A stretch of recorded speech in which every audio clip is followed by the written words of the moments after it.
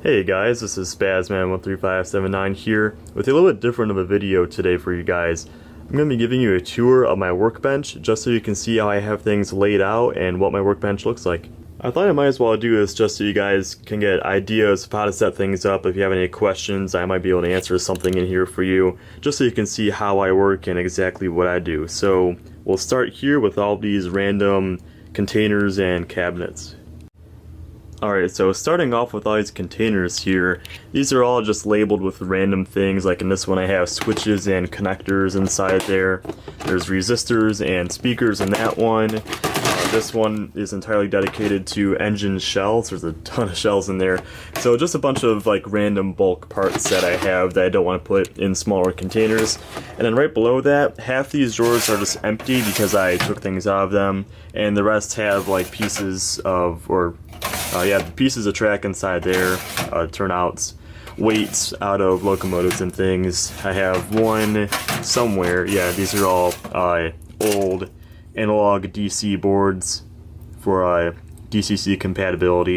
So little things like that just thrown into these containers here.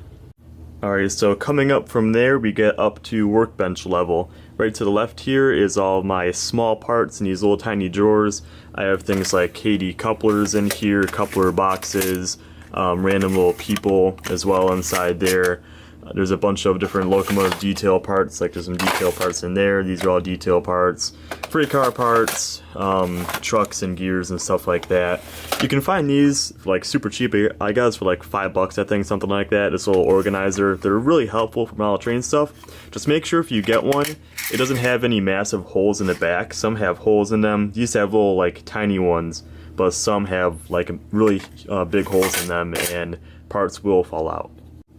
To the right of that organizer is my airbrush, and then on the floor down there is my compressor. The compressor is just a central pneumatic unit from Harbor Freight. $30, can't go wrong. I've had it for I think like 3 years now, works perfectly fine. I have a regulator and moisture trap on there, as well as another moisture trap and regulator for that matter too on here. It's good to have a moisture trap on both the compressor and about 10 feet worth of hose past the compressor, because the compressor gets hot, and when they get hot they trap moisture easier. So if you have two, you're not going to have any moisture getting through your line. So line comes back around, and here to my airbrush. It's just a Pache Talon dual action. Nothing special really, but I really like it. It works excellent for my needs, weathering and custom painting and all that, so I like it a lot. And that brings us up to the actual workbench level. This entire 1/3 side is basically just all paint. And I use all acrylic paint. The enamels, they're not, like, they stick well, but they're really not great in any other way other than the fact that they stick well. They take like overnight to dry, they smell terrible, they get really tacky after a while, and I don't like them at all. So I use acrylic for everything. It works excellent, I love it. Mostly Model Master is what I use, and I go kind of crazy and I get little like swatches of paint on the top of each cap, and then I label everything. Kind of OCD about that, but it's all Model Master. All of this is Airbrush Model Master, being defined by that A after the name there. And I also use some Badger Model Flex. The Model Flex is pretty good paint as well. It gets kind of bubbly. You can see how it dried on this. I don't care for it too much, but in some cases where I can't find colors in Model Master, I'll use Badger.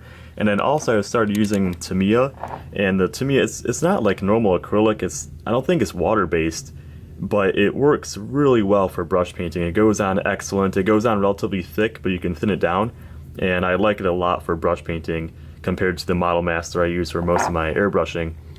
There's a bunch of micro scale products back there. That was my compressor going off. There's like micro saw, micro mask, and all that fun stuff. Airbrush thinner.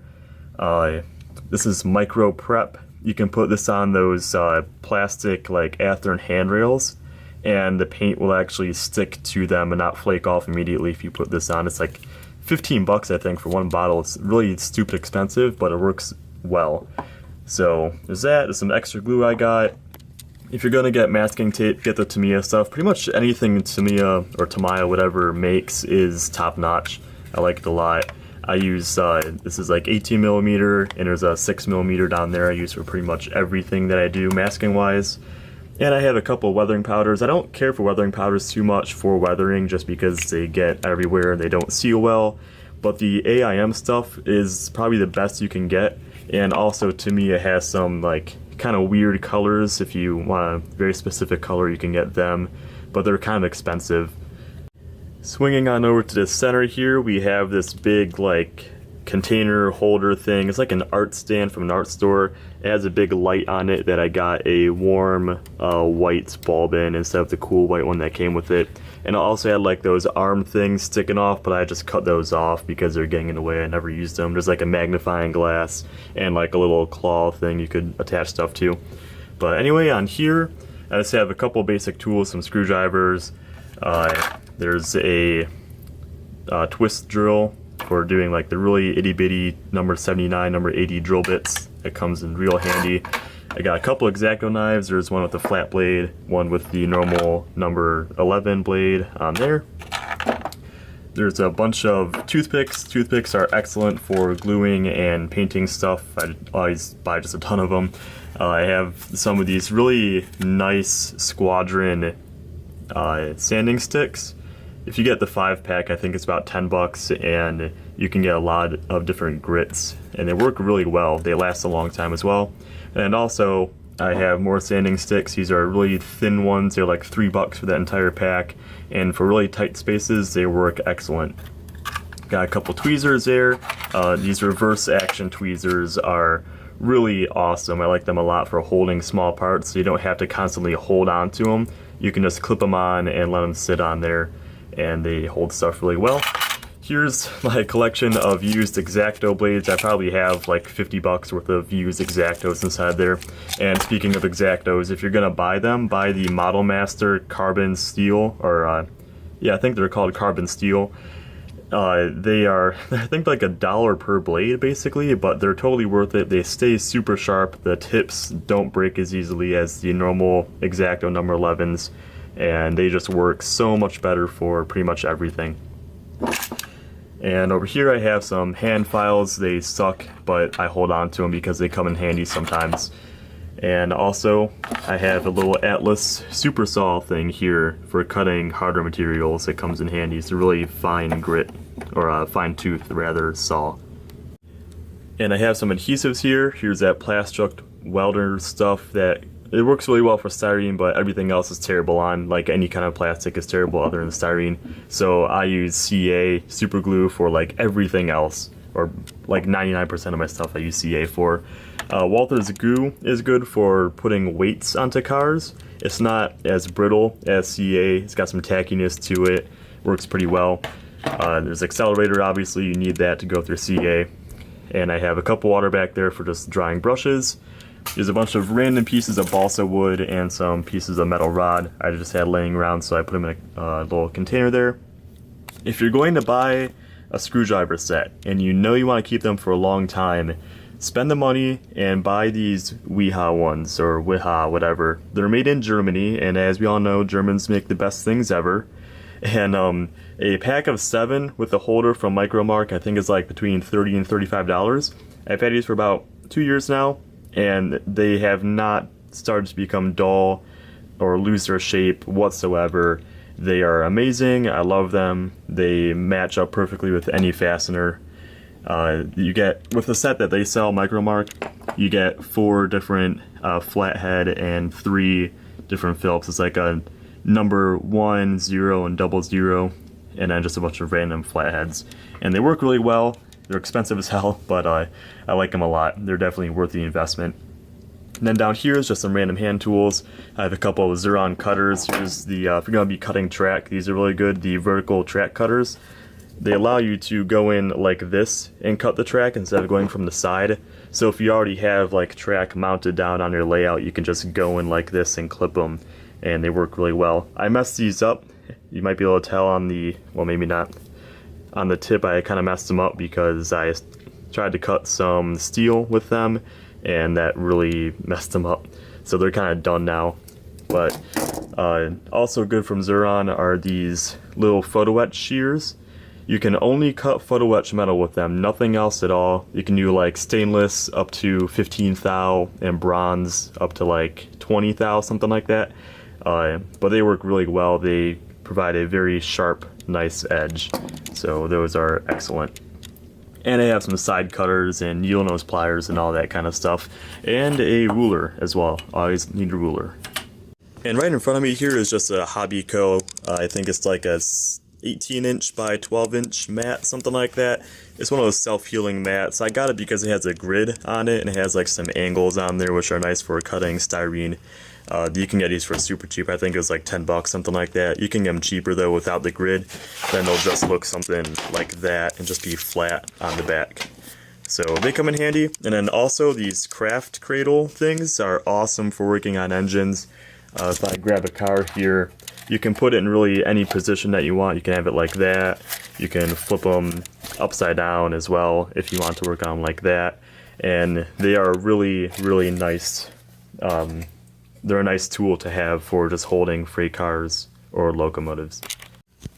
And up here I have my lock programmer from ESU. You can use this to pretty much program every DCC engine, but it specializes in putting the sound files into the lock sound decoders.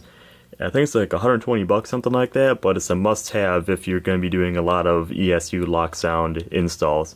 And that's just connected to a test track up here, and I have a switch behind there where I can change it from track power to lock programmer, so I can use it as like a normal test track or as a programming track. And then we get to these two big cabinet drawer things right here. On top of this one, I have a bunch of sandpaper. It's like a million different grits that I have. Those sheets come in handy a ton. Very useful thing to have. And this drawer consists of pretty much just all parts. I have decals up here. It's a huge microscale decal collection. A bunch of random Herald King and Highball stuff in here. And this one is just all styrene. Ton of different styrene. One really good thing to buy if you're going to be buying styrene and you don't know what exactly you're going to need. I don't know if I have a package in here at all, but Evergreen sells, I think it's just called like a random set or like odds and ends. If you buy one of those, you get a bunch of different size sheets and pieces of strip like that. I think it's like $7 and it's a really cool thing to have if you're just starting out and you don't want to buy like 5 million different sizes of individual pieces there. So on from there, this is like my prized possession basically. It's just all detail parts in here. There's probably a few $100 worth of detail parts.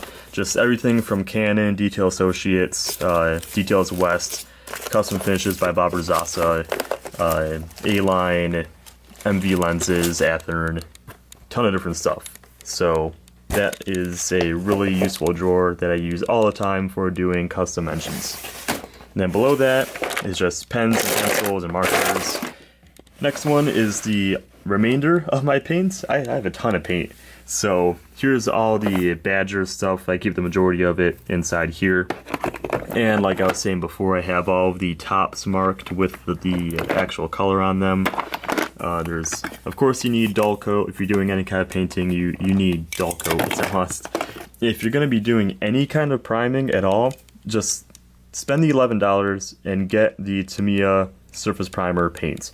Yeah, it's 11 bucks for one can. It lasts a long time, surprisingly though, and it will just stick to any surface, and it provides a great surface for putting pretty much any paint onto. I use it for everything that I do, and it's not failed me yet. You can mask like 100 times over it, it will not peel up, and it's just a really, really awesome paint to have.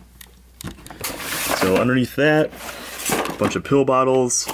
I use these for just holding, I used to hold paints in them, but then I realized they're not actually airtight. So things started drying inside of them. So I mostly just use them for holding like detail parts and random whatever things. Now I don't use them as much, but I have a huge collection that my grandparents gave to me from over the years of them popping pills. And after that, just Legos underneath there. Up here on this one, above here, you'll probably see like these little labels everywhere. I'm OCD about my labeling. I have this label maker Dymo tool thing right here. This is awesome. Love it a lot, and I use it all the time. And I got scissors and a stapler and all that. So right here's a bunch of old project detail parts that I did. So like CN5433s and SC60 that I made. I got all the detail parts that I used in there for it. In case I want to make another one day, I can just reference this package and see exactly what I used. So under that are more locomotive parts. Well, some locomotive parts. Just like some random things that are not for locomotives. And like wheel sets, for example. These are just things that don't really fit in the detail parts, which are like all brand new parts basically. It's just a bunch of odds and ends in here. And I have a bunch of instructions for tools, for example, building kits, engine kits, and all that stuff.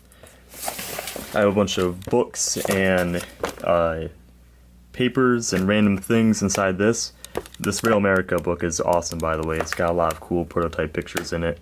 So there's that. Underneath that is all my current engine products. Speaking of that 5433, here it is right there. It's still not finished. I have a bunch of engines in here, a bunch of Caslo stuff, a few of the old Rail Power Products shells and stuff like that. So things that I plan on making, but who knows if I'll ever finish any of them. And then after that, there's an empty box and some DCC instructions. And that pretty much wraps it up. So thank you guys for watching me ramble about my workbench and all the crap I've accumulated over the years. I hope you got something out of it. If you have any questions at all, leave them in the comments down below. I'll be happy to answer pretty much anything. So thank you guys for watching, and I'll see you in the next one.